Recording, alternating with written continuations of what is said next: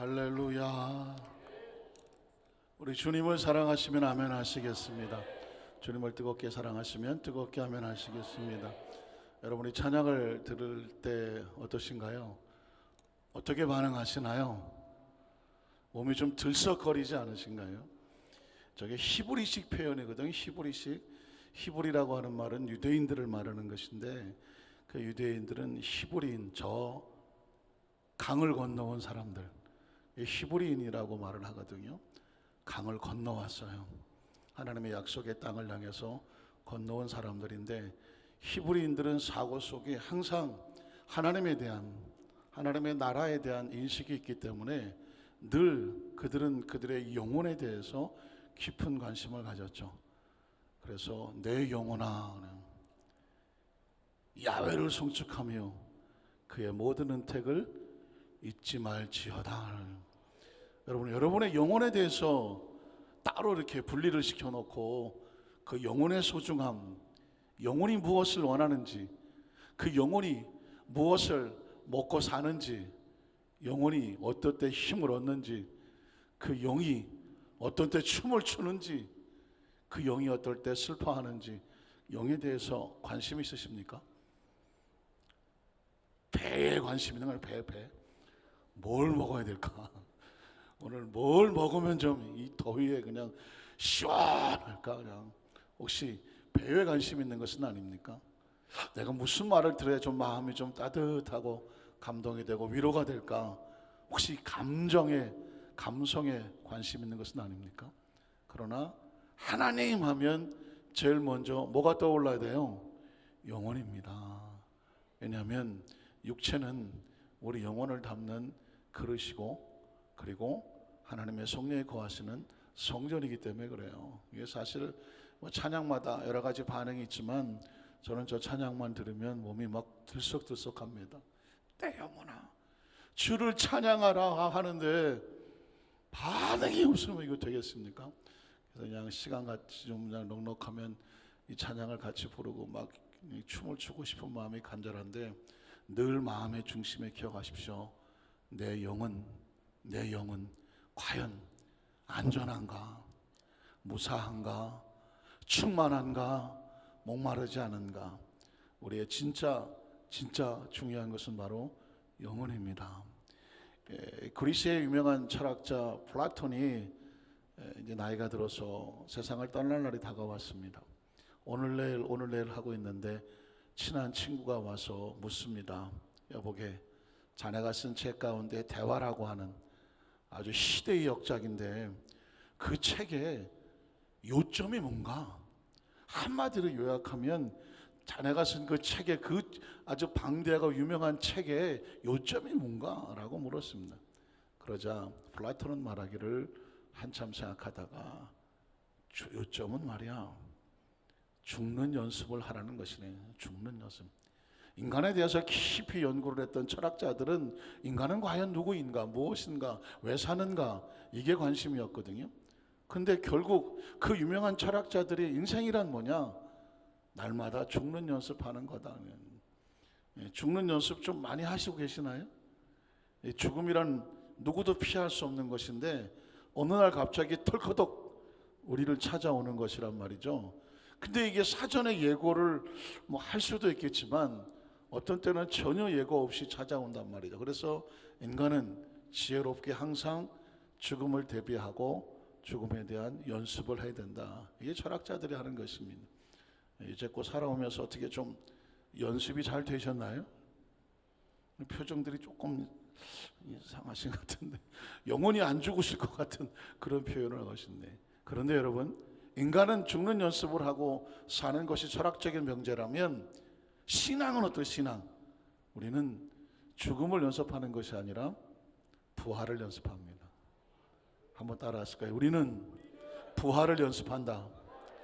모든 사람은 죽음을 연습하고 살아갈 때, 크리스찬들은 우리는 죽음 이후에 부활을 연습하는 것입니다. 아무리 힘들고 어려워도 다시 일어선다. 그냥 지금은 넘어지지만 다시 일어서게 된다. 성경에 의인은 7번 넘어져도 8번 다시 일어난다. 의사는 지금 나에게 사형 선고를 내렸지만 하나님의 말씀은 우리에게 믿음을 통해서 일어날 수 있다. 치료받을 수 있다. 기적은 일어난다. 크리스찬은요, 날마다 죽음 가운데서 죽는 연습을 하는 것이 아니라 부활을 연습합니다. 연습을 잘해야 우리가 이 세상에 육신을 땅에 묻는다고 할지라도 부활의 날에 한 사람도 빠짐없이, 그때 어떻게 부활하는지 몰라갖고 연습을 안 돼갖고 뭐 당황하지 마시고, 우리는 날마다 부활에 대한 신앙을 항상 무장해야 될 줄로 믿습니다. 자, 어떻게 부활을 연습할까? 그것은 매 순간마다 내 눈에 하나님의 영광을 보아야 돼요. 이 세상을 바라볼 때 세상이 보이는 것이 아니라 뭐가 보여야 되냐면 주님이 보여야 돼요. 건물이 무슨 의미가 있습니까? 사람의 숫자가 뭐 수천 명이 모인 무슨 의미가 있습니까? 누가 있어야 돼요? 누가 보여야 돼요? 누가 함께 하셔야 돼요? 주님입니다. 여러분, 이 찬양을 기억하시나요? 내 눈은 주님의 영광을 봅니다. 한번 따라 하실까요? 내 눈 들어서 주의 영광을 봅니다. 이 시간도 사람이 아닌 하나님의 영광이 우리 가슴을 충만하게 해서 찬양하고 기도하고 예배 드리는데 그 영이 자유로워서 견딜 수 없고 기뻐 춤을 추는 그 은혜가 있기를 주의 이름으로 축복합니다. 우리 함께 찬양할까요? 나는 주의 영광을 보내.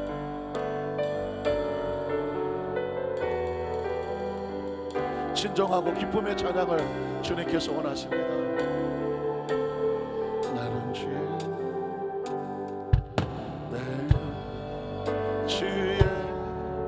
영광을 우리 가운데 계신 주님, 그 빛난 영광 온 하늘 덮고 그 찬송 온 땅 닿게 주의 영광을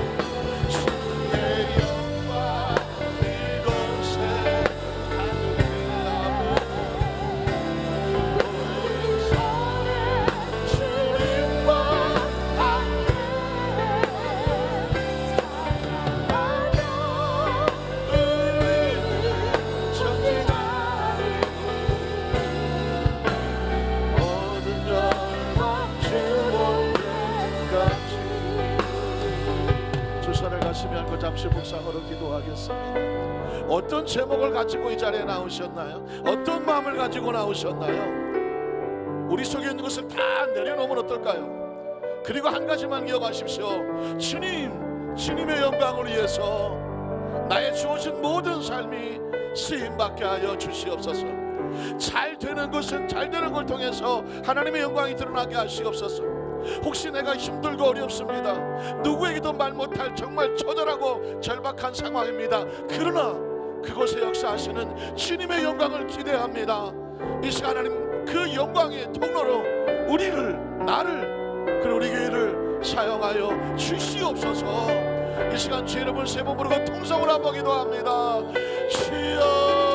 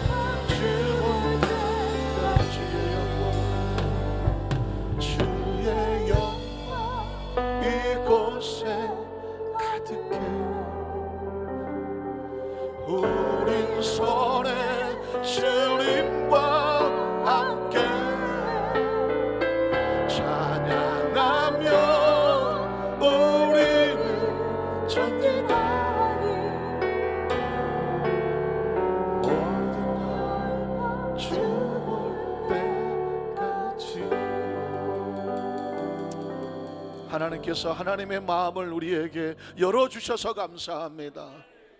나는 너를 통해서 영광을 받기를 원한다. 주어진 상황과 어떤 상황에도 절망하고 좌절하지 마라. 나는 그 상황 속에서 하나님의 영광이 드러나기를 원한다. 물은 내 영광을 위해서 창조한 자를 내게 오게 하라. 내가 그들을 통해서 하나님의 영광이 드러나게 하리라. 절망하지 말고 낙심하지 말고 두려워하지 마라. 그 상황이 하나님의 영광이 될 것이다. 우리의 삶의 진정한 목적과 이유는 하나님의 영광 받으시면 됩니다. 우리 안산 교회를 통해서 우리 성도를 통해서 이 차례 나온 성도들의 그 모든 기도 제목을 통해서 오로지 하나님 영광을 받아 주시옵소서. 하나님의 살아계심이 드러나게 하시옵소서. 역사하시고 운행하시고 치료하심이 드러나게 하시옵소서. 모든 열방들이 주를 보게 하시옵소서.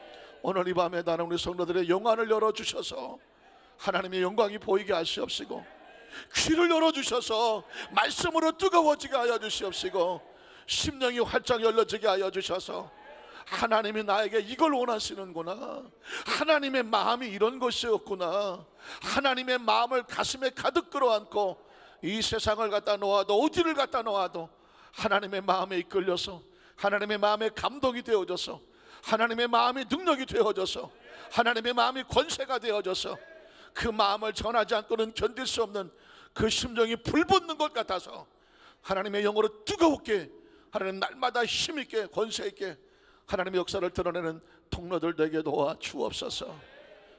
오늘도 말씀하시옵소서. 역사하시옵소서. 말씀을 들을 때 고넬리 가정처럼 성령 임하게 도와주시옵시고, 말씀이 치료가 되게 도와주시옵시고, 말씀이 응답이 되게 도와주시옵시고, 다시 한번 우리 영혼의 힘을 불을 붙이는 권세와 권능의 역사가 나타나게 도와주시옵소서. 예수님 이름으로 간절히 축복하고 기도드리옵나이다. 아멘. 자, 여기서 뭐 축복합니다. 하나님의 영광을 위해서 사십시다. 오늘 밤에 하나님의 영광이 나타납니다. 할렐루야. 이미 응답받았습니다. 하나님의 임재와 은총이 우리 속에 들어오면 우리 영혼이 힘을 얻고 자유를 얻고, 이미 하나님의 주신 마음이 뜨거워지면 이제 하나님이 말씀 주시는 대로 레마가 되고, 그것이 치유가 되고 능력이 되고 권세가 될 것을 믿습니다. 한번 따라 하실까요? 왜 안디옥 교회인가? 왜 안디옥 교회인가? 이런 제목으로 말씀의 은혜를 나누기 원합니다. 금요 철회밴드마다 사도행전 말씀을 함께 나누고 있습니다. 사도행전 1장부터 몇 장까지 있나요? 28장까지 있습니다. 처음 들으신 분도 계시겠고, 저 정도 쉬운 얘기는 대답도 안 한다, 그러신 분도 계시겠지만, 사도행전은 총 몇 장? 1장부터 28장까지 되어 있습니다. 왜 사도행전인가? 사도들이 행한 것을 기록해 놓았기 때문에 사도행전이라고 말합니다. 그런데 사도행전은 원래 어떤 별명이 붙어 있다고요? 성령행전입니다. 왜 성령행전인가? 성령이 사도들을 통해서 역사하셨습니다. 그러니까 하나님의 역사는 사람이 하는 것이 아니라 누가 합니까? 성령이 하시는 거거든요. 사도들이 해서 사도행전을 적어 놓았지만 실제로 움직이는 것은 성령님입니다. 사도행전을 영어로 말하면 액치라고 말하죠. 움직이고 액션했다는 것이죠. 사도가 움직이고 액션했지만 그 배후에 우리 영안을 열어보면 성령이 움직이고 역사했습니다. 그래서 성령행전이라고 말하는 것입니다. 사도행전은 둘로 이렇게 구분을 합니다. 1장부터 12장까지는 베드로가 주춤이 된다고 말했습니다. 베드로가 마치 국내 전도하는 것 같아요. 예루살렘과 유다와 사마리아까지 베드로를 통해서 이 성령의 사역이 복음이 전해집니다. 그리고 13장부터 28장까지는 이제 세계 선교를 행해서 나가게 됩니다. 그때 쓰임받는 사도가 바로 바울이라는 것입니다. 그래서 사도행전은 베드로와 바울, 이 두 사도를 통해서 성령님이 역사하셨는데, 왜 두 사도로 나눠지느냐? 국내 전도와 세계 선교라는 거예요. 이렇게쯤 되면 여러분 사도행전이 전체적인 윤곽의 머리에 들어오시죠. 그런데 이 사도행전에는 누가 주체하신다고 말했죠? 성령이죠. 그래서 오순절날 사도행전 2장 1절로 4절에 보면 오순절날 성령이 강림하심으로 교회가 탄생합니다. 교회가 언제 탄생했다고요? 오순절날 사도행전 2장에 그 초대교회가 성령의 충만함을 받은 120문도가 나가서 복음을 전하니까 예루살렘이 뒤집어지고 유대가 뒤집어지고 사마리아까지 복음이 전파되는 역사가 나타나는 것입니다. 그래서 예루살렘의 교회가 세워져서 예루살렘 교회 하는 것입니다. 모든 성도들이 아마 꿈에도 한번 가보고 싶어 하는 것이 성지순례죠. 성지순례 가서 제일 먼저 찾아보고 싶은 것이 바로 예루살렘 교회고, 예루살렘 성전이고, 예루살렘 성벽에 가고 하는 것이거든요. 그런데 성경을 묵상하다가 보면 한 가지 거대한 벽에 부딪혀요. 왜냐하면 그 예루살렘 교회를 통해서 성령의 임재가 나타나고 사도들의 역사가 나타나는데, 예루살렘과 유다와 사마리아까지 복음이 막 전파되는데 왜 갑자기 세계 선교가 나가는 데는 예루살렘 교회가 아니라 덜커덕 안디옥이라고 하는 새로 생긴 교회가 등장을 한단 말이죠. 제가 제목을 그렇게 붙였습니다. 예루살렘과 유대와 사마리아까지 예루살렘 교회를 통해서 막 폭발적으로 뻗어나가고 있는데 왜 세계 선교는 예루살렘 교회에게 안 맡기고 안디옥 교회에다가 맡긴단 말이죠. 그래서 왜 안디옥 교회인가 하는 것입니다. 어떻게 보면 교회 이야기일까라는, 교회 이야기가 아니라 신앙의 이야기고, 신앙의 이야기면서 우리의 이야기고 나의 이야기고, 그리고 더 중요한 것은 뭐냐면 예루살렘 교회가 아닌 안디옥 교회를 선택하시는 하나님의 마음을 통해서, 아하, 하나님이 사용하시는 교회는 이런 교회구나, 이런 교회를 찾고 계시는구나, 이런 신앙인을 찾고 계시는구나, 이런 사명자를 찾고 계시는구나, 하나님의 마음을 훔치게 되죠. 깨닫게 되죠. 엿보게 되죠. 하나님의 마음이 천기가 누설되는 것처럼 하나님 말씀이 훌커덕하고 들춰나죠. 그 마음이 우리 마음에 훅 하고 들어온단 말이죠. 설교란 뭐냐?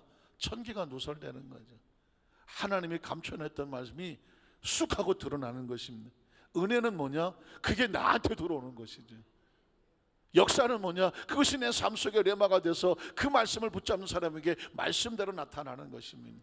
그래서 오늘은 말씀을 함께 나눌 때 예루살렘 교회와 안디옥 교회를 비교하면서 왜 하나님은 안디옥 교회가, 예루살렘 교회가 아닌 안디옥 교회를 사용하셨는지를 함께 살펴보면 내가 어떤 신앙인이 되어야 되겠구나, 그래야 하나님 나를 통해서 역사하시겠구나를 깨닫게 되는 것입니다. 우린 첫 번째로 예루살렘 교회에 대해서 한번 살펴보도록 합니다. 예루살렘 교회는요, 놀랍게도 아주 폭발적인 부흥을 했습니다. 오순절날 120명이 성령 받았는데 상상하지 못하게 복음이 뻗어나가기를 시작합니다. 성경을 그대로 한번 찾아보겠습니다. 사도행전 2장 40절로 42절에 보면, 또 여러 말로 확증하며 권하 이르되 너희가 이 패역한 세대에서 구원을 받으라 하니, 그 말을 받은 사람들이 침례를 받음에 이날에 신도의 수가 갑자기 3,000명이나 더하는 역사가 나타났습니다. 그 성령의 역사가 나타나서 120문도가 나가서 복음을 전하니까 여기저기서 믿고 돌아오는 숫자가 몇 명이라고요? 3,000명으로 늘어났습니다. 여기서 끝나지 않습니다. 43절로 47절에 보면 사람마다 두려워하는데 사도들로 말미암아 기사와 표적이 많이 나타나니 믿는 사람이 다 함께 모여 모든 물건을 서로 통용하고 또 재산과 소유를 팔아 각 사람 필요를 따라서 나누어 주며 날마다 마음을 같이하여 성전에 모이기를 힘쓰고 집에서 떡을 떼며 기쁨과 순전한 마음으로 음식을 먹고 하나님을 찬미하며 또 온 백성의 칭송을 받으니 주께서 구원받는 사람을 날마다 더하게 하시는, 한번 따라 하시까? 날마다 더하게 하시니라. 3,000명으로 폭발적으로 부흥했던 예루살렘 교회가 이젠 날마다 부흥되네. 날마다 하나님께서 계속해서 이 예루살렘 교회가 뻗어나가도록 만듭니다. 5장 11절에 보면 온 교회와 이 일을 듣는 사람들이 다 크게 두려워하더라. 자, 아나니와 사피라가 베드로를 속이려고 하다가 성령을 속여서 두 사람이 영원히 떠나는 죽음의 심판을 당하게 됩니다. 숫자가 많아지니까 영적인 질서가 필요하죠. 교회는 누가 이끌어 갈까요? 성령님이 이끌어 가십니다. 한번 따라 하시까? 교회는 성령님이 이끌어 가신다. 이 질서를 모르면 세상에서 조직을 좀 만들었던 사람들이 교회 와 보니까 사람들이 있네? 조직을 만들어 볼까? 세상적인 조직을 갖고 시스템 가져오려고 해요. 근데 반드시 아셔야 됩니다. 교회는 성령이 질서를 잡아가신다. 그래서 우리가 모여서 기도하면서 성령님의 음성을 들으려고 하고 성령님 역사하여 주시옵소서, 성령이 운행하심을 기다리는 초대교회는 마찬가지입니다. 자, 계속해서 부흥이 됩니다. 41절로 42절에 보면 사도들은 그 이름을 위하여 능력받는 일에 합당한 자로 여기심을 기뻐하면서 공회 앞을 떠나더라. 그들이 날마다 성전에 있든지 집에 있든지 예수는 그리스도를 가르치기와 전도하기를 뭐하지 않더라.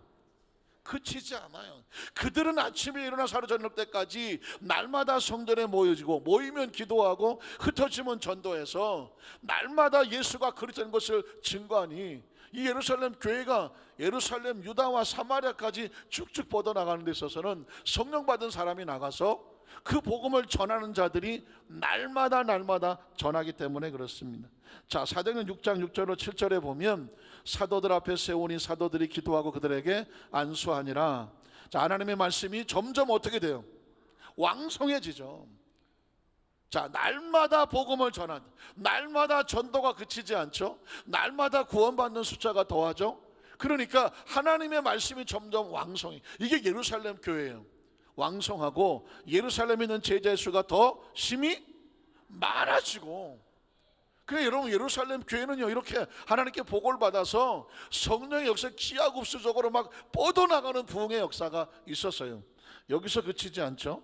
자, 4절로 8절에 보면 흩어진 사람들이 두루 다니며 복음의 말씀을 전할 때 빌립이 이제 사마리아까지 갑니다. 예루살렘 유다 꽉 차서 사마리아 성까지 내려가서 그리스도를 백성에게 전파하니, 자, 무리가 빌립의 말도 듣고 행하는 표적도 보고 한 마음으로 그가 하는 말을 믿고 따라오는 것입니다. 그 다음 절에 보면 많은 사람이 붙었던 더러운 귀신들이 크게 소리를 지르며 나가고 또 많은 중풍병자와 못 걷는 사람들이 나으니 그 성에 뭐가 있어요? 큰 기쁨이 있습니다. 이 성령의 역사가 나타나가면 일단 말씀이 선포되면 말씀이 믿고 나오고, 그리고 어떤 역사가 나타나면 말씀에는 치유 역사가 있어요. 귀신이 떨어져 나가고 못 걷던 자가 걷게 되고 암덩어리가 떨어져 나가고 기적의 역사가 나타나는 거예요. 여러분, 그래서 초대교회는 말씀과 기도와 치유 역사가 나타났어요. 늘 우리 순복음교회는 또 우리 여주수 만산교회 기도합니다. 하나님, 말씀이 선포될 때 말씀 듣고 구원의 역사가 나타나고, 기도하는 치료 역사가 나타나고, 성령 받고 능력 받아서 나가서 잃어버린 영혼을 찾아내는데 주님 나를 사용하여 주시옵소서. 전 성도가 전도왕이 되는 거죠. 이게 초대교회의 예루살렘 교회가 부흥하던 그런 모습이었습니다. 자, 사도행전 9장 31절에 보면 그리하여, 잘 보십시오, 이렇게까지 됐습니다. 온 유대와 갈릴리와 사마리아가 교회가 세워져서 평안하여 어떻게 세워지더라? 든든히 서가더라. 그래서 가만히 보면 교회 이름은 전부 다 이 사도행전에서 많이 따왔어. 저기 영등포 어디 가면 왕성교회 있지 않습니까? 혹시 아시나요? 저 고양시 어디 가면 든든한 교회가 있어. 어디서 온 것 같아요? 다 이 사도행전에서 따온 왕성하니라니까. 아이고, 왕성교회가 있고 유명한 교회잖아요. 저 고양시 가면 또 든든히 세워지더라니까는 또 든든한 교회가 있더라고요. 우리 교회는 왕성하고 든든하고 다 갖다 붙여서. 왜? 우린 순복음이니까. 자, 여기까지 오면 예루살렘 교회는요 전혀 문제가 없어 보여요. 그런데 안타깝게도 이 좋은 교회를 왜 하나님께서 선교의 도구로 사용하지를 않았을까? 그 속에 숨어있는 문제점이 있었습니다. 이 교회의 문제점을 생각해 보면서 혹시 내 안에도 그런 신앙에 숨겨진 문제점이 있지 않을까?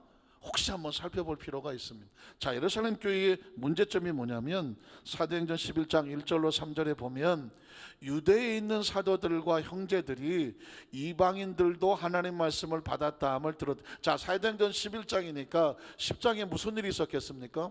베드로가 고넬료의 집에 가서, 그 이방인이잖아요, 할례도 받지 않고 율법도 모른단 말이죠. 오로지 예수 그리스도의 복음을 믿고 베드로를 청해서 성령이 감동을 따라 우리 집에 와서 예배 드려달라.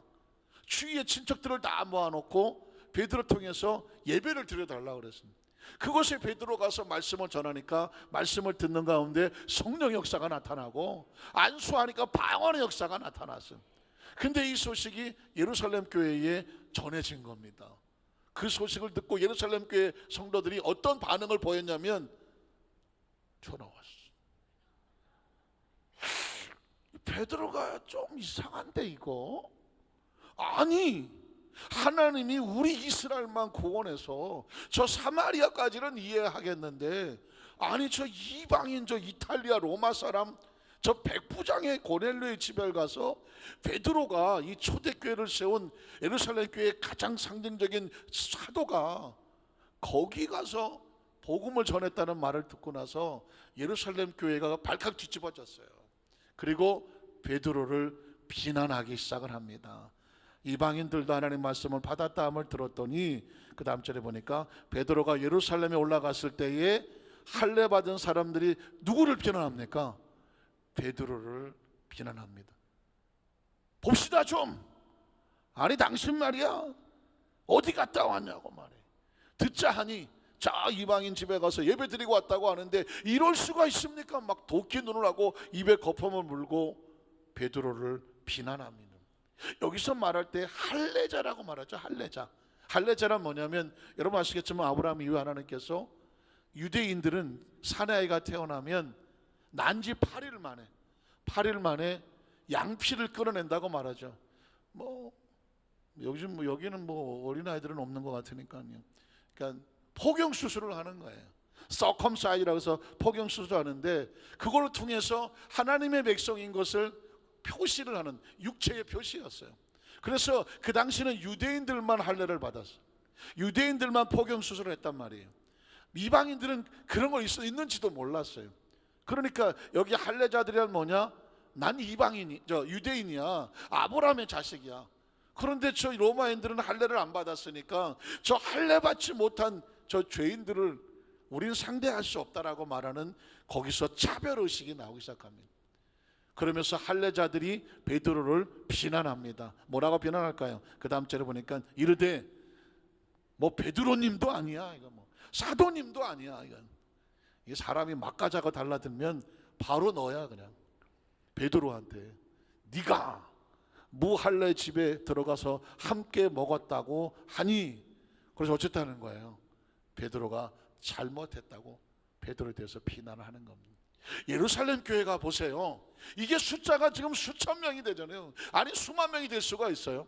예루살렘, 유다, 사마리아까지 겉으로 보기에는 화려하고 성도도 많고 숫자도 많아. 문제는 뭐냐? 그 속에 신앙이 여전히 구약적인 거예요. 여전히 바리새적인 거예요. 여전히 자기들만 구원받는 거예요. 오로지 할례를 받아야 구원을 받을 수 있다라고 하는 계명과 율법에 묶여 있는 것입니다. 사랑하는 성도 여러분, 예수님이 오셔서 우리에게 누구든지 믿는 자는 구원을 얻으리로다 믿음과 은혜를 선포했는데, 이게 교회가 건물이고 뭐 예배도 드리는데 의식은 뭐냐면 할례 받아야 구원받는다, 할례 받지 않는 거하고는 놀지도 말아라, 교회 드리지도 말아라. 이게 지금 예루살렘 교회가 급속히 퍼져나가다가 보니 진정한 그리스도의 복음의 핵심을 모르고 있는 거예요. 여러분 어떠십니까? 예수 믿은 지 수십 년이 됐음에도 불구하고 왠지 내 안에 사람을 차별해. 아유 저거는 꼴도 보기 싫어. 내 스타일이 아니야 저거. 어떻습니까? 아유 저 꼬라지 보기 싫어, 나 교회 안 나와. 혹시 그러신 분 계십니까? 이게 사람이다가 보니 어떻습니까? 이게 나하고 잘 통하는 사람이 있는가 하면 잘 안 통하는 사람도 있어. 저것도 저런 것도 교회를 나와 막. 어떻습니까? 좀 레벨가 있어야지. 사람이 좀 교양도 있고 뭐 좀 수준이 있어야지 하면서 왠지 저거는 아주 그냥 형편없어 보이고 나는 좀 괜찮은 것 같은데 나 정도는 돼야 그래도 교회를 나와야지, 저런 무식한 거지 교회를 나왔군요. 혹시 이렇게 생각하십니까? 어떻게 생각하십니까? 우린 모두 다 하나님 앞에서 죄인이잖아요. 17명밖에 아멘을 안 하시네. 어인도 섞이신 것 같은데 우리는 어떻게 구원받는지를 알아요. 예루살렘 교회가 어떻게 은혜 받았습니까? 성령 받고. 다 예수님 십자가 달 때 다 도망쳤던 것들 아니야 그거? 성령 받고 은혜로 능력을 주셔서, 그래서 그 받은 바 은혜가 감사해서 복음을 전하다 보니 예루살렘 교회가 성장하고 커졌는데, 사람이 많고 조직이 생기다가 보니까 갑자기 지가 뭐나 된 것처럼 사람을 판단하기 시작하잖아요. 유대인만 하나님의 자녀고 아브라함의 자손이지 저 이방인 할례도 받지 못한 거 당신이 가서 거기다가 예배를 드리고 와. 베드로를 향해서 손가락질을 하고 비난을 하고 한 거예요. 여러분 신앙이 아주 무서운 게 이런 모습입니다. 여러분 혹시 아시나요? 제가 그 전에 그런 예를 들었습니다마는 한 흑인이, 친실한 크리스찬이 출장으로 주일날 어느 지역을 다른 주로 갔는데 이게 뭐 낯선 곳이니까 주일날 예배를 드려야 되는데 그냥 부랴부랴 교회를 하나 찾아가서 들어가려고 그랬더니 앞에 안내하는 봉사 집사님이 가운을 쫙 입고 앉아가셨고 스톱하더라고요. 왜 그러냐고 그랬더니 당신은 우리 교회 들어올 자격이 없다. 세상에 교회의 자격이 어디 있어? 들어올 자격이 없다. 왜 그러냐 그랬더니 네 얼굴을 봐라. 내 얼굴이 어떠냐 했더니 이 시커먼 것들은 못 들어온다는 거예요. 교회 이름이 화이트 처치야. 화이트 처치. 백인 교회라. 여기는 흑인은 못 들어온다는 것입니다. 아니 세상에 예수를 믿고 하나님의 자녀면 흑인이든 백인이든 뭔 차별을 안 된다는 거예요. 우리 교회 법이 백인만 들어온다는 거예요. 흑인은 못 들어온다니. 교회 법이 그렇다네. 사랑하는 성도 여러분, 법이 우선입니까? 성경이 우선입니까? 쏙과 대답에 거시기 합니다. 어떻게? 아니 교회 법이 우선입니까? 하나님의 말씀이 우선입니까? 말씀이 우선이지 말씀 위에 법이 있을 수가 있나요? 하나님의 말씀이 우선이지. 하나님이 누가 흑인 백인 갈르라 그랬어? 누가 무슨 가난한 자 무슨 뭐 어떤 뭐 부자 갈르라 그랬냐고. 누가 뭐 충청도 강원도 갈르라 그랬냐고요. 누가 남녀노소를 갈르라 그랬냐고요. 누구든지야. 누구든 다 죄인이야. 우리는 은혜로 그냥 은혜로 영혼을 바라보면 그 사람이 뭘 입었는지 뭐 기계 보이는 것이 아니라 영혼이 보여서 저 영혼이 하나님 앞에 나와서 구원받고 그 문제가 해결되기를 원하고, 그래서 이 영혼을 사랑하는 마음으로 교회가 영혼의 공동체고 사랑의 공동체가 되는데, 그래서 그 흑인이 하도 어이가 없어갖고 뭐 시간은 채서 어디 가서 찾을 데도 없고 공원에 가서 벤치에 앉아서 울고 있었더니 한 사람이 와서 등을 두드리면서 왜 울고 있느냐. 그냥 뭐 저 교회 가서 갔더니 나 얼굴이 시커멓다고 흑인이라고 나는 받아주지도 않더라고. 그래서 울고 있다고. 그랬더니 그분이 뭐라고 말해요? 사실은 나도 그 교회 갔다 쫓겨났다고 그러죠. 당신은 뭔데 하고 얼굴을 쳐다봤더니 색깔이 하얀 것도 아니고 까만 것도 아닌데, 왜냐면 예수님은 중동 사람이잖아요. 그래갖고 당신이 누구냐고 그랬더니 내가 예수라고 말하더라는 것입니다. 야, 이게 사실은요 웃고 넘길 이야기가 아니고 오늘날 많은 교회가 자기들끼리 딱 차단을 딱 시켜놨어요. 딱 차단해서 우리 교회는 이런 사람만 있어야 된다고 그러든가, 뭐 우리 교회는 이 정도 된다고 하면서 인간적인 어떤 장막을 막 쳐놓고 자기들이 법을 정해놓고 자기들이 다 조직을 세우는 데가 많아요. 예루살렘 교회가 그랬어요. 말씀을 묵상하다 깜짝 놀란 거예요. 이 어마어마하게 부흥하고 예루살렘과 유다와 사마리아까지 막 든든히 서갔는데 안타깝게도 그 내부에는 이방인들을 끌어안을 수 있는 복음이 없었어. 사랑도 없었고 용서도 없었어. 오늘 이 밤에 나온, 아니 우리 안산교회 전성도가 그래야 돼. 그 어떠한 인간적인 조건으로도 하나님 앞에 나오는 성도가 차별돼서는 안 돼요. 차별돼서는 안 돼요. 생긴 게 마음에 안 들어도 쳐다보니까 은혜가 돼야 돼요. 교회 나오는데 그거보다 은혜가 어디 있어? 살다가 보니까 내가 이 사고가, 사람이 자기마다 성격이 다 다르잖아요. 어떤 사람은 급한 성격 좋아하고 어떤 사람은 느린 성격 좋아하고 어떤 사람은 이 사람마다 자기 취향이 달라서 끼리끼리 놀라고 애를 쓰잖아요. 그러나 신앙생활에 가장 무서운 게 뭔지 아십니까? 끼리끼리요. 예수님이 만약에 끼리끼리 놓으셨다면 우리는 쳐주지도 않았을 거예요. 기억하십시오. 이 강력한 메시지는 뭐냐면, 그래서 예루살렘 교회에 선교의 사명을 맡기지를 않아. 왜? 선교는 모든 걸 품을 수 있어야 돼. 그러니까 하나님께서 어떤 축복과 사명을 주려면 다 하나님의 마음으로 품을 수 있는 이 신앙이 돼야 돼. 그래야 거기에다가 뭘 맡기지, 요거밖에 안 돼갖고 여기다가 뭘 맡기겠어요. 여러분, 그래서 베드로가 뭐라고 말하냐면 18절에 보면 설명을 해요. 설명. 내가 2차 하고 여차 해서 나도 사실상 뭐 환상을 봤는데 하늘에서 뭐 이상한 보따리가 내려오고 보니까 거기 온갖 율법적으로 부정한 뭐 벌레들 뭐 이런 것들 잔뜩 있는데 갑자기 하늘에서 소리가 와갖고 그걸 먹으라고 하더라. 내가 그런 걸 먹어본 적이 없어서 못 먹겠다고 그랬더니 먹으라고 하더라. 좀 있더니 또 내려와더라. 또 먹으라고 하더라. 좀 있더니 또 내려왔더라. 3번이 내려오더니 그거 먹으라고 하더라고. 깨서 보니까 고넬료의 집에서 하인이 왔더라. 나를 초대하더라. 저 할례 받지 못한 이방인의 집에 내가 가야 될지 고민했다. 베드로도 고민했다. 그러나 꿈이 생각나서 보니까 하나님이 깨끗하다고 한 것을 사람이 부정하다고 할 수 없다고 하더라. 여러분 보십시오. 우리가 누구를 판단합니까? 누굴 판단해요? 그 나쁜 놈이 누굴 판단합니까? 저런 것들은 누가 판단합니까? 하나님이 깨끗하다고 했는데 누굴 판단하냐고요.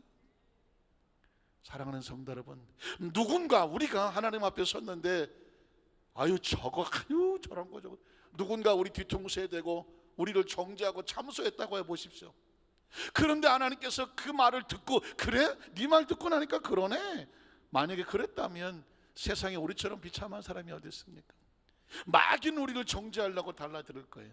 그때 여러분 우리를 대신 막아주는 분이 누군지 아십니까? 예수님이죠. 예수님이에요. 예수님께서 아버지 저 사람이 부족한 거 압니다. 저 사람이 모자란 거 압니다. 그러나 내가 저를 위해서 십자가에 몸짓고 피 흘려 죽어서 저를 대신하여 이걸 갚았으니 그 십자가의 보혈을 공로를 기억하셔서 저 사람을 용납해 주십시오. 저 사람을 용서해 주십시오. 저 사람을 품어 주십시오. 이게 예수님이 그 안에 있는 사람의 모습 아닙니까? 베드로가 그 이야기를 합니다. 그랬더니 여러분 어떻게 나온지 아십니까? 반응을 보니까 사도행전 15장 18절 한번 볼게요. 18절부터 볼게요. 그 전에 그들이 이 말을 듣고 잠잠합니다. 그 말을 듣고 수긍은 돼요. 수긍은 되고 그래 하긴 하지만 그들이 그들을 용납할 수 있는 마음은 없어요. 그냥 하나님께 영광을 돌려 이르되 뭐라고 말합니까? 그러면 하나님께서 이방인에게도 생명 얻는 회개를 주셨도다 하니라 하고 끝이 나버렸습니다. 이걸로 끝나버려요. 그 사람들이 안에 들어오는 것을 예루살렘 교회가 용납이 되지를 않아요. 그래서 하나님께서는 새로운 교회를 선택하십니다. 그 교회가 뭐냐면 안디옥 교회입니다. 사도행전 11장 19절로 21절에 보면 사도행전 11장 19절로 21절 뭐요 시방? 끝이요? 이때를 위해서 그러면 성경을 찾아보면 되죠. 우리는 어렸을 때 그래서요. 목사님이 자 그러면 성경을 찾아봅시다 그러면서 옛날엔 설교하기도 참 좋았던 것 같아요. 왜냐하면 이렇게 찾으면서 쉬어. 그 다음에 뭘 할까. 요즘은 그냥 막 자막이 바로바로 떠갖고 쉴 틈도 없어. 사도행전 11장 한번 찾아볼까요? 19절로 21절 아주 중요해요. 19절로 21절에 보면 어떤 일이 벌어지냐면 안디옥 교회에서 뭐야 지방동 네. 아주 나를 훈련을 시키고만 장가를 한번 했더니 장가를 보내든가. 사도행전 11장 19절로 21절에 보면 그때에 스데반의 일로 일어난 환난으로 말미암아 흩어진 자들이 베니게와 잘 들어보십시오. 베니게 여기저기서 오는 거예요. 베니게와 구브로와 안디옥까지 이르러서 유대인에게만 말씀을 전했어요. 그런데 그 다음 절에 보면 그 중에 구브로와 구레네 몇 사람이 안디옥에 이르러 누구에게도 헬레네. 여러분 이게 그냥 성경의 구절로 넘어가는 것 같지만 한 유대인에서 헬라인으로 넘어가잖아요. 이게 바로 유대인들은 아브라함의 자손 자기들만 이렇게 웅크리고 있었는데 복음이 선을 넘어가는 거예요. 하나님의 복음은요 유대에 갇혀있기를 원하지 않아요. 예루살렘과 유대와 사마리아 그 다음에 어디까지? 땅끝까지야. 이게 하나님의 마음인 거예요. 혹시 난 우리끼리만 이렇게 좀 하면 안 되겠느냐라는 생각을 가졌을 때 이건 내 생각이야. 하나님의 생각은 그 벽을 넘어야 돼. 오늘 저와 여러분의 신앙생활을 하다면서 아주 조심해야 될 게 뭐냐면 난 이렇게 하고 싶은 생각이 있어요. 내 생각이 있어요. 유대인들은 내 생각으로 살고 싶었어. 그런데 하나님의 생각은 뭐냐면 네 생각이 아닌 누구 생각? 하나님의 생각이야. 오늘 저와 여러분이요, 신앙이 한꺼풀을 베끼고 한 단계를 올라가고 내가 뭔가 한 차원에 달라지려고 하면 내 생각이 아닌 누구의 생각? 하나님의 생각이, 이 생각으로 바꿔지기를 주의 이름으로 축복합니다. 왜냐하면 예루살렘 교회도 그 많은 사람이 생각은 어떻게 되냐면 우리끼리였어. 우리끼리야. 저 할례 받지 못한 이방인들. 그러나 그리스도의 복음은 어디를 넘냐면 유대인에게만 전하다가 벽을 넘기 시작해. 어디로 가?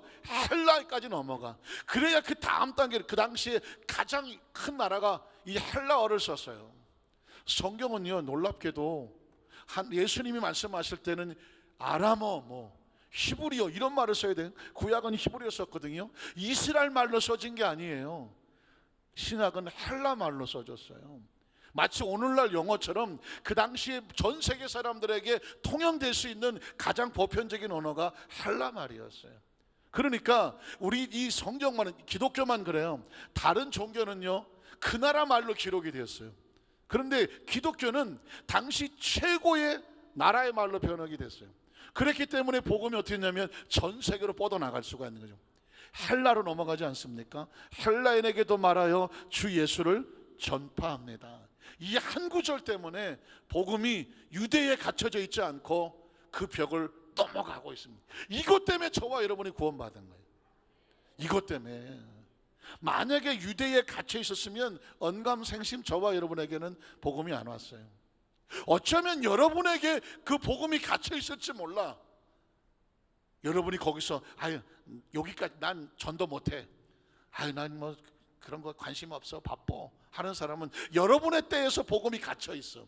하나님께서는 여러분을 넘어서 여러분을 통해서 또 다른 사람에게도 복음이 전해지기를 원해. 믿으십니까? 선택을 하셔야 돼요. 그냥 내 때에서 끝내, 나까지만 예수 믿어. 혹시 그렇게 생각하신다면 예루살렘 교회 같아요. 그러면 하나님께서 그 바깥으로 나가야 되는 것에 필요한 것들이 부어주셔야 될 이유가 없어요. 그러나 주님, 내가 이 받은 은혜를, 내가 내 친구, 내 친척, 내 공동체를 넘어서 이 복음이 나를 통해서 더 뻗어나가기를 원합니다. 주님, 나를 사용해 주십시오. 그러려면 뭘 주셔야 돼요? 지혜 주셔야 되고, 명철도 주셔야 되고, 건강도 주셔야 되고, 필요한 물질도 주셔야 돼요. 하나님의 축복은요, 사명을 따라 주시는 거예요.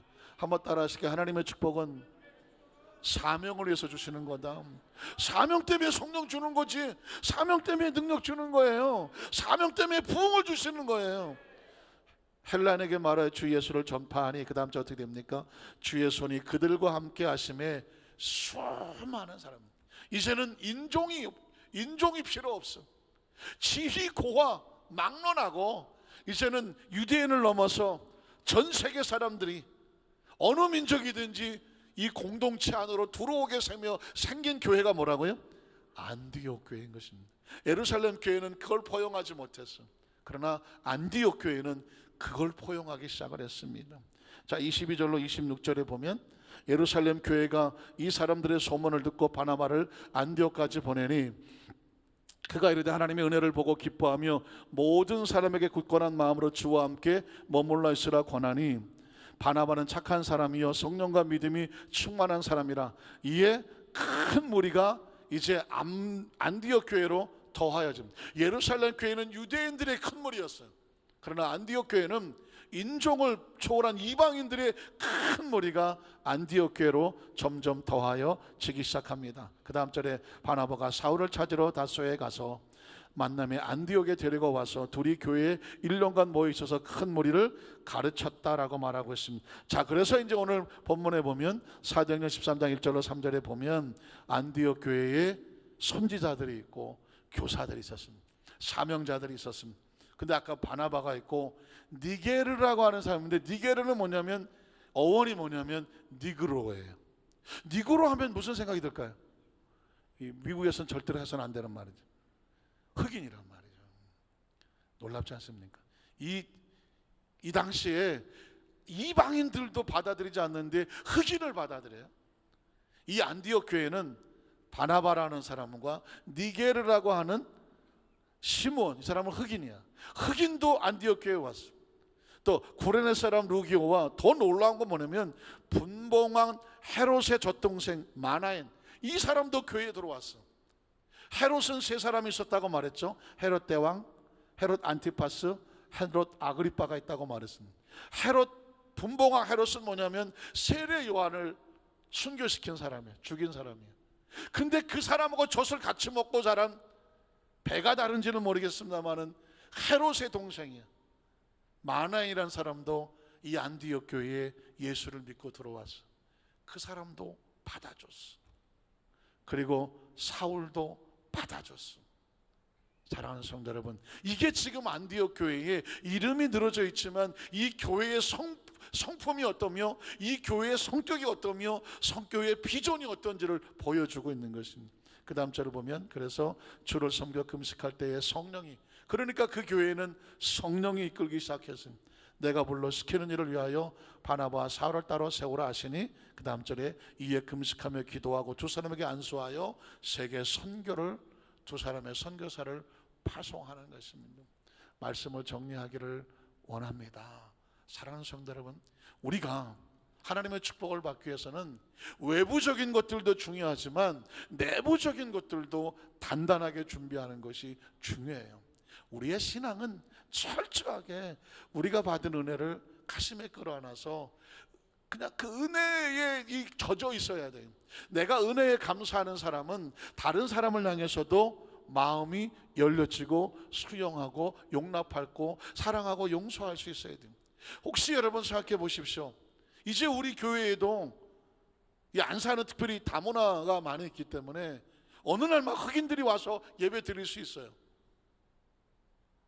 나는 불편하다. 아니, 지금 여러분 생각을 하셔야 돼요. 우리가 생각지 못하게 막 일본 사람이 와서 앉아갖고 마다고시야 무슨 니혼진 됐어 이러면서 앉아있을 수가 있어요. 그럼 이럴지 몰라요. 아, 나 쪽발이 저것들 꼴보기 싫어 막. 그럴 수 있어요. 왜? 일본에 대한 나쁜 인식이 있는 사람이 있을 수 있단 말이에요. 어떻게 생각하십니까? 중국 사람이 올 수도 있고요. 아프리카 사람 여러 사람이 올 수가 있어요. 어떻게 할 거예요? 우리는 이 복음으로 무장이 되면, 특히 우리 한국 사람들이 아주 조심해야 될 게 뭐냐면 백이민족, 단일민족, 단군의 배달의 민족, 전 세계에서 배달 제일 잘 되는 배달의 민족 갖고, 이게 단일민족, 백이민족은 좋으나 그래서 우리끼리라고 하는 것은 아주 무서운 거예요. 이건 복음과는 정반대되는 것입니다. 우리는 예수를 믿고 하나님의 자녀가 됐으면 모든 사람은 하나님 앞에 평등하며, 모든 사람은 하나님 앞에서 존중되어야 마땅하며, 모든 사람은 누구의 어떤 것들이 차별되지 아니하며 그리스도의 복음 앞에서 다 용서되고 용납되어야 되며, 우리가 용서받은 것처럼, 우리 하나님 앞에 용납받은 것처럼 다른 사람을 향해서도 생긴 게 어떻고 뭐가 어쩌고 전혀 상관없이 불쌍히 여기고 긍휼히 여길 수 있는 그 마음을 가지면 그 사람에게, 야, 네가 그 정도 마음을 가졌으면 내가 그 정도 이상의 너에게 일을 맡길게. 그리고 내가 너에게 필요한 것을 공급해 줄게. 네가 내 일을 해줘라. 우리 안산교회 성도들은 다 그럴 뿐이라고 믿지만 원치 않게 내 속에 내가 가지고 있는 이래야 되건 내 속에 있었던, 내가 구분해 놓았던 그 장벽들이 다 허물어져 내려가고, 내 뜻이 아닌 하나님의 뜻이, 한번 따라 하실까요? 내 뜻이 아닌 하나님의 뜻이, 내가 원하는 것이 아닌 하나님이 원하는 것이 이루어지게 하여 주시옵소서. 이 성전을 나가시기 전에 내 머릿속에 내가 그놈의 새끼는 내 눈에 흐드러지나 절대로 안 본다라고 하는 어떤 분이 있다고 하면, 오늘 나가실 때 눈 감고 나가셔갖고 그 사람에 대한 모든 마음의 원한과 미움과 내 속에 있었던 정해놓은 것들이 다 눈 녹듯이 녹아내려서 나를 용납해 주신 그 하나님의 사랑으로 그를 용납하고 축복해 주고 나가면서 이 안에 마치 예루살렘 교회 같이 뭐가 많이 걸려 있는 것이 아니라 안디옥 교회 같이 누구든지 와서 내 안에서 자유하고 용납되고 그리고 화해되고 손잡아지는 복음의 교회, 선교의 교회, 비전의 교회가 되시기를 주님의 이름으로 축복합니다.